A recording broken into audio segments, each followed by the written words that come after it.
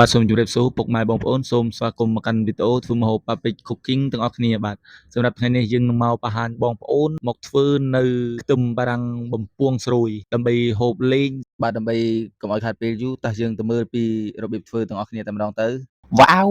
បាទជាដំបូងក៏យើងត្រៀមខ្ទឹមបារាំងដើម្បីហាន់ជាពីររួចហើយក៏ប្លែកវាទៅមកគឺមានដើមខ្ទឹមជាមួយនឹងជីវ៉ាន់ស៊ុយហាន់វាឲ្យល្អិតទៅមកម្សៅបំពងស្រួយរបស់យើង10លាបព្រាបាយម្សៅដំឡូងមី2លាបព្រាបាយម៉ែលម៉ត់មួយចុងលាបព្រាកាហ្វេស្ករស1លាបព្រាកាហ្វេម្ទេសកិនឲ្យល្អិត1លាបព្រាកាហ្វេដើម្បីឲ្យស្រួយកាន់តែខ្លាំងគឺទឹកសាដាក្លាសេត្រជាក់ខ្លាំងឬក៏បៀក៏បានដែរបងប្អូនទៅមកម្រេចម៉ត់បន្តិចជីវ៉ាន់ស៊ុយដើមខ្ទឹមសាប់បាទរួចហើយយើងធ្វើការកូរឲ្យសព្វល្អបន្ទាប់មកយើងមកដាក់ជាមួយនឹងខ្លាញ់របស់យើងកន្លះលាបព្រាបាយធ្វើការកូរបន្តឲ្យម្សៅរលាយចូលគ្នាល្អរួចយើងមកធ្វើការដាក់ខ្ទះបន្ទុំខ្លាញ់បាទមុននឹងធ្វើការបំពងខ្ទឹមរបស់យើងឥឡូវយើងមកធ្វើការតេស្តខ្លាញ់របស់យើងថាក្តៅហើយឬនៅទៅមកយើងមកជលុកជាមួយនឹងម្សៅរបស់យើងបង់ចូលផ្លុង